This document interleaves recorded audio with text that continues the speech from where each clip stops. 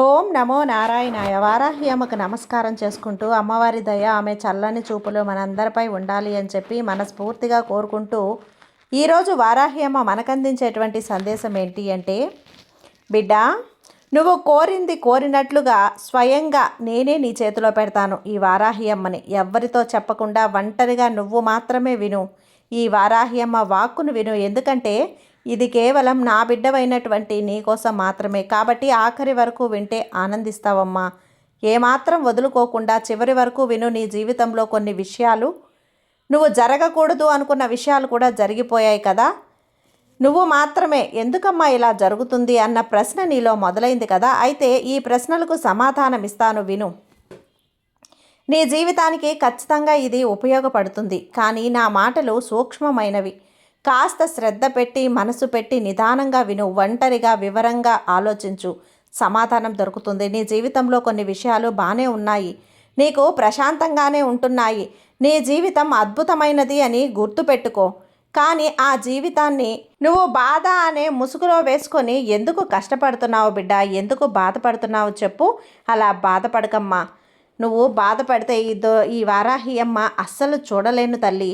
నువ్వు శాంతంగా ప్రశాంతంగా ఉండు అంటూ వారాహి అమ్మ తెచ్చిన ఈ వాగ్దానాన్ని వినే ముందుగా, వారాహి అమ్మ కోసం ముందుగా మన ఛానల్ని ఫస్ట్ టైం చూస్తున్నట్లయితే ప్లీజ్ సబ్స్క్రైబ్ చేసుకోండి ఫ్రెండ్స్. వీడియో నచ్చితే కనుక లైక్ చేసి సపోర్ట్ చేయండి. ఇక వీడియోలోకి వెళ్ళబోయే ముందుగా ఒక్కసారి మనకు బాగా తెలిసినటువంటి గురువుగారండి శ్రీ వారాహి అమ్మవారి జ్యోతిష్యాలయంలో జ్యోతిష్యం చెప్తున్నారు గురూజీ సుబ్రహ్మణ్యం రాజు గారు.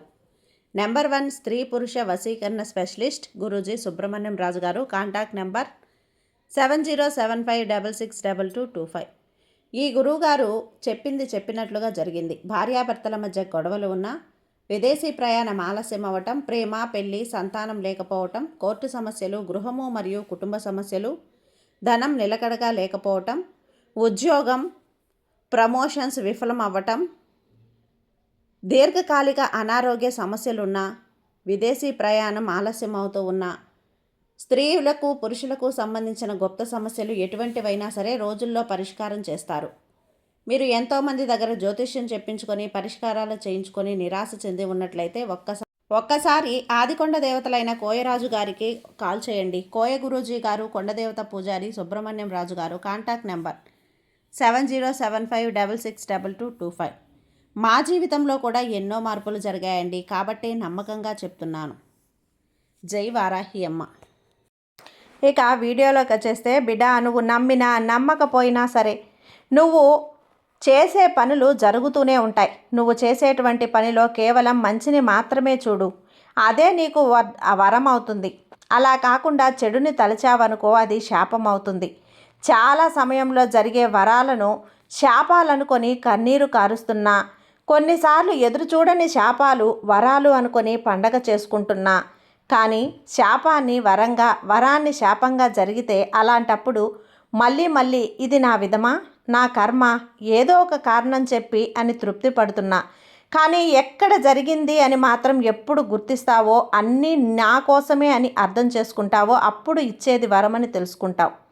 అప్పుడే తల్లి నీ మనసు కాస్త తేలిక పడుతుంది. ఈ దుర్గమ్మ అనుగ్రహం అనేది నా కోసమని నువ్వు తెలుసుకోవాలి. మంచిని మంచి అని తెలుసుకోవటంలో జీవితం బాగుంటుందమ్మా. ఏది మంచి ఏది చెడు అని నిర్ణయింపబడవు. ఎందుకు జరిగింది, ఎందుకు నాకు ఇలా జరిగింది అని కాస్త ఆలోచిస్తే చాలు, అన్నీ సద్దుమణుగుతాయి. అన్నింటికీ కూడా అర్థం అనేది ఉంటుంది కదా. ప్రతి దానికి కూడా అర్థం కాకపోతే ఒక దగ్గర కూర్చొని కళ్ళు మూసుకొని ఈ వారాహ్యమ్మని ప్రార్థించు, నాతో మాట్లాడు చాలు. నీకు ఏది వరం ఏది శాపం అనేది నన్ను అడుగు, నేను చెబుతాను. నువ్వు అడిగిన లోతైన మాటలు కూడా నాకు వినపడతాయమ్మా. నాకు బంధం దగ్గర చేసి అని వరం అడుగుతావు కదా, చెడు శాపం అని అనుకుంటున్నావు. అదంతా అబద్ధం బిడ్డ. ఇక నువ్వు తెలుసుకోవాల్సింది కొన్ని ఉన్నాయి తల్లి. నీ కన్నీరు కష్టం అంతా ఎందుకని నీకు అనిపిస్తుంది కదా. ఎందుకు ఏడ్చానా, ఎందుకు బాధపడ్డానా అని నిన్ను చూసి నువ్వే నవ్వుకుంటున్నావు. ఒక్కొక్కసారి అలానే ఉంటావు. ఎందుకంటే ఏదో పోయిందని కన్నీరు కార్చావు కదా, అదంతా కూడా అబద్ధం. నువ్వే నీ దగ్గర మాత్రమే, నీ దగ్గర లేనిది ఎలా తీసుకుంటావు? నీకు ఆపద కలిగించే నీకు అస్సలు ఇవ్వను. జరగబోయే కాలంలో నీకు ఏది అవసరమో అదే నీకు అందిస్తాను. ఇప్పుడు నువ్వు ఉన్న కాలంలో నీకు ఏదైతే ముఖ్యమో అదే నీకు తెలియపరుస్తాను, అదే నీకు అందిస్తాను కూడా. ఆ విషయం నీకు అర్థమైతే ఇక చాలమ్మా. నాకు కావలసింది, నాకు దక్కాల్సింది అని పెడచెవిన పెడుతూ అట్లా మాట్లాడకు. నాకు కావాల్సింది నాకు నా వారాహి అమ్మ ఇస్తుంది అని నువ్వు నమ్మకంతో ఉండు. నీకు కావాల్సింది నీకు దక్కే కాలం వచ్చేసింది, అదే నీకు తెలియపరచాలి. ఈ వారాహి అమ్మ అనుకొని ఈ వాక్కుని నీకు అందిస్తున్నాను. నువ్వు నా దగ్గర పెట్టే ఆశలు, ప్రార్థనలు, కోరికలు అన్నీ నెరవేరాలని ఆరాటపడుతున్నావు. దిగులు పడకు, అన్నీ తీరుతాయి. నీకు కావలసింది చేస్తున్నాను. అలా నేనేం చేస్తున్నానని నువ్వు అనుకుంటున్నావు కదా, అయితే విను. నువ్వు నడిచి వెళ్తూ ఉంటావు కదా, ఆకలి వేస్తుంది, పండ్లున్న చెట్లని చూపించు అని ఈ వారాహి అమ్మని మనసులో ఒకటి కోరావనుకో, పండ్ల చెట్టు కనిపిస్తుంది, కానీ ఆ చెట్టు దగ్గరికి వెళ్ళటానికి నీకు ముళ్ళ కంపలు అడ్డుగా ఉంటాయి. రాళ్ళు, రప్పలు, ముళ్ళు, కాళ్ళు పెట్టలేనంత గందరగోళంలో ఉంటుంది. ఆఖరికి ఎలాగోలా చెట్టు దగ్గరికి వెళ్ళావు, కానీ ఆ పండ్లు అందనంత ఎత్తులో ఉన్నాయి.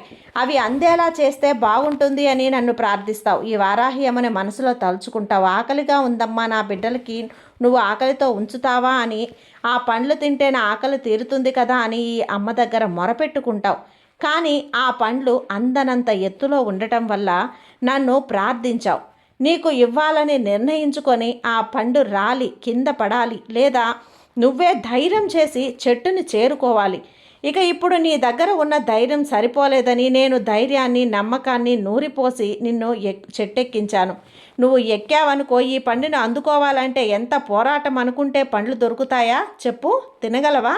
నీకు ఆకలి తీరుతుందా అసలా? నన్ను ప్రార్థించావు కదా, నువ్వు అమ్మా అని నన్ను పిలిచావు, ఆకలి తీర్చమన్నావు. ఎలాగలా ఆ పండ్లని కింద రాలేలా చేస్తే నువ్వు ఆ రుచి వస్తుంది నీకు. ధైర్యంగా నువ్వు ఎక్కి అందని పండ్లని అందుకొని కోసుకొని తింటే ఆ రుచి తృప్తే వేరు కదా. ప్రతిసారి కూడా నీ ఆకలి తీర్చడానికి వారాహి అమ్మనో లేదా నీ కులదైవాన్నో పిలవటం అనేది నీకు సాధ్యమా? అన్నీ కాలం ఒకేలా ఉంటుందా?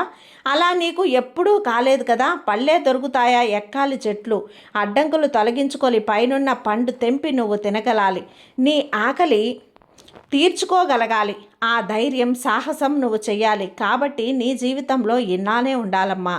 ఎవరి దయా దాక్షిణ్యాల మీద నువ్వు ఆధారపడకు. ఇప్పుడు తెలిసిందా నువ్వు శాపం అనుకుంటున్నవన్నీ కూడా నీకెందుకు వరం అవుతుంది అని చెప్పాను కదా. నువ్వు వరం అనుకున్నది ఇక నీకు శాపం అవుతుంది అని. నువ్వు కోరిన వెంటనే నీకు బదులు ఇవ్వడానికి నేను సిద్ధంగా ఉంటాను. నీకు ఎన్ని శోధనలు నువ్వు అనుభవించావు అనుకోవద్దమ్మా. ఈ వారాహి అమ్మ దగ్గర నాకు బదులిస్తుంది, నా అమర ఆలకిస్తుంది, నాకు అమ్మ అనుగ్రహం కలిగింది అని సంతోషపడు. అప్పుడు ఖచ్చితంగా నీ మనసు సంతోషంగా ఊరుకుంటుంది. అలానే నీకు ధైర్యం వస్తుంది. ఎవరో వస్తారులే, ఏదో చేస్తారులే, నాకు అండగా ఉంటారని నువ్వు ఒకరి కోసం ఎదురు చూడకుండా కేవలం నీ యొక్క సంపదని నువ్వే సంపాదించుకోగలవు. నీ లక్ష్యాన్ని ఎవరి ఆదరణ లేకుండా కేవలం నువ్వే చేరుకోగలవు. ఖచ్చితంగా నీ యొక్క బలం ఏంటి అనేది నీకు తెలియడం లేదు. కాబట్టి ఎప్పుడు కూడా ధైర్యంగా ముందడుగు వేయి. సాలిపురుగు ఎంత సహనంగా గూడు కట్టుకుంటుంది ఆలోచించు. ఒక చీపురు దెబ్బకి మొత్తం నాశనం అయిపోతుంది. అయినా ఆ సాలిపురుగు నిరాశపడుతుందా? లేదు, మళ్ళీ ప్రయత్నిస్తుంది. మళ్ళీ అంత అలానే నువ్వు కూడా సాలిపురుగు ఒక ఉదాహరణకు తీసుకొని భవిష్యత్తులో ఏది కోల్పోయినా సరే ఇంకా నీ భవిష్యత్తు మిగిలి ఉంది అని దిగులు పడకుండా తృప్తి చెందాలి. తిరిగి ప్రయత్నించావే అనుకో, ఖచ్చితంగా విజయం నీకు దక్కుతుంది. అది ఏ పనిలో అయినా సరే నువ్వు చేసే పనిలో నీకు ఖచ్చితమైనటువంటి విజయం అనేది ఉంటుంది. మర్చిపోవద్దు. ఈ వారాహి అమ్మ బిడ్డలు ఎవ్వరికీ కూడా ఓటమి అనేది అసలు ఉండకూడదు. ఖచ్చితంగా విజయం అనేది దక్కుతుంది. విజయం జీవితం, నీ జీవిత గమ్యం. కష్టం, శ్రమ, గెలుపు, ఓటమి అన్నీ కూడా నీవే పడితే లేవాల్సింది కూడా నీవే కదా. బాధ గాయాన్ని మిగిల్చింది నువ్వే. ధైర్యం తెప్పుకోవాల్సిన కూడా నీకు నువ్వేనమ్మా. ఇతరులు కేవలం నాటకంలా చూస్తారంతే. వీలుంటే ఎగతాళి చేస్తారు, నిన్ను కిందికి దిగజారేలా చేస్తారు. కాబట్టి ఎప్పుడూ ఎవరిని కూడా పట్టించుకోవద్దు. అన్నీ గమనిస్తూ ముందుకు సాగిపో. మౌనంగా ఉండు. నీ యొక్క పనేంటో అనేది నువ్వు చూసుకో. ముందుకు వెళ్ళు. నువ్వు గర్వంగా తలెత్తుకునేలా ఈ వారాహి అమ్మ ఆశీస్సులు నీకు ఎప్పుడూ ఉంటాయి. నీకు నేను ఏది అందించినా, ఏది గర్వంగా ఇచ్చినా మాత్రం ఉంచుకోవద్దు. అసలు నువ్వు అలా ఉండకూడదమ్మా. అలానే బిడ్డ కోపం కూడా ఉండకూడదు. ఈ మూడు ఎప్పుడైతే నీ జీవితంలో చోటు చేసుకుంటాయో నువ్వు కోల్పోయినవన్నీ కూడా నువ్వు సంపాదించుకుంటావు. ఈ అమ్మ మాట నీకు అర్థమైంది కదా. నిశ్చింతగా ఉండు. ఈ దుర్గమ్మ మాటే, ఈ వారాహి అమ్మ మాటే నీకు కొండంత ధైర్యాన్ని ఇస్తుంది. ఇక హాయిగా ప్రశాంతంగా ఉండు. సర్వే జన సుఖినో భవంతు. జై వారాహి అమ్మ.